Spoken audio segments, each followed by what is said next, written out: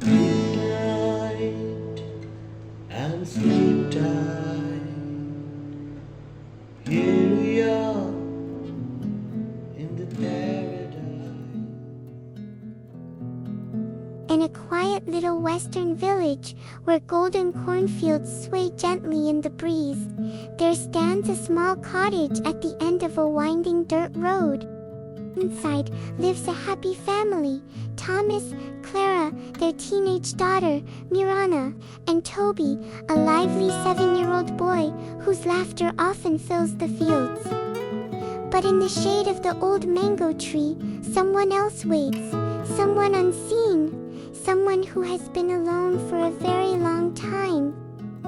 That night, as the moonlight bathed the cottage silver, the family gathered at the dinner table.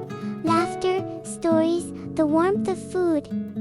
But just beyond Toby's bedroom door, the air shifted, curtains fluttered, and in the glow of the moon, a faint figure stood by the window, the outline of an old man, silent, still watching, not with anger, but with longing. Later that night, Toby stirred in his sleep. He heard footsteps, the creak of the floor. A tall shadow moved to his reading table, brushing over his toys and books as if remembering them. Toby whispered, "Excuse me, who are you?" I am a friend. The shadow paused. A faint smile seemed to float in the air. And just like that, the figure faded away. The next morning, Toby ran to his sister, eyes sparkling. "A friend came to see me last night." But Miranda only rolled over, muttering, "Go back to sleep, Toby." But when he told Clara, she smiled gently, but her eyes betrayed a flicker of worry. Days passed, nothing unusual, until one night, Clara woke to Toby's laughter.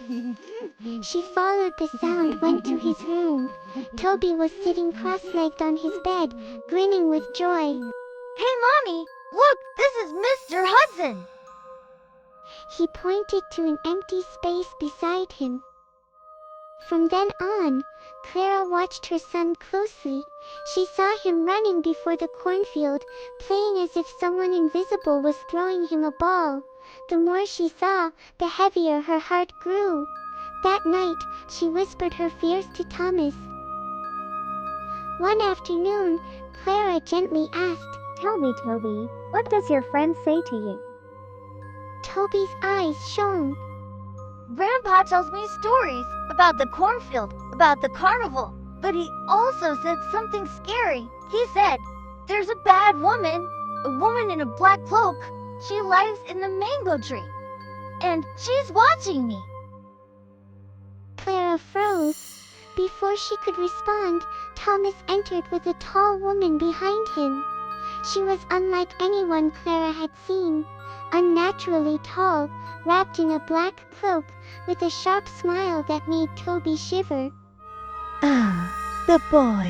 I sense something evil here." She handed Thomas a strange relic marked with symbols. "Hang this. It will keep the evil spirit away." Thomas obeyed, but Clara's hands trembled. She could not shake the thread. That night, Toby whispered into the dark, "Grandpa, please come tonight." The next morning, Clara's smile was gone. She saw Toby sitting outside, no laughter, no play. That evening, she noticed him wave toward the cornfield, his face lighting up. She rushed outside. "Toby, who are you waving at?" "Grandpa, he's there, but he won't come to me." That night, the cloaked woman returned. The boy is being deceived. Keep the relic safe. Only it can protect him. Mirana, listening from her room, felt her heart pound. Later, she went to Toby's bedside. "It's all right, Toby. You're safe. I'm here." But Toby stayed silent, his eyes heavy with sadness. That night, Toby lay awake, staring at the relic. The lamp flickered, then died. The cloaked woman stood in the room. Only her glowing white eyes pierced the darkness. Come to me, my child. Toby gasped, his throat tightening as if strangled. His body froze, trapped in terror. Clara burst into the room and froze. Black vines twisted across the walls. Toby was hanging helplessly in the air, and the cloaked woman hovered beneath him. Clara shouts out to leave him alone. But the woman threw Clara against the wall, choking her with invisible hands. Nana ran, and she saw her mother pinned, her brother screaming. Her eyes locked on the relic now glowing red, pulsing like a wound. Without hesitation, she grabbed it and smashed it to the floor. The relic shattered, the cloaked woman shrieked, her form twisting, rushing toward Marana, and then golden brilliance filled the room.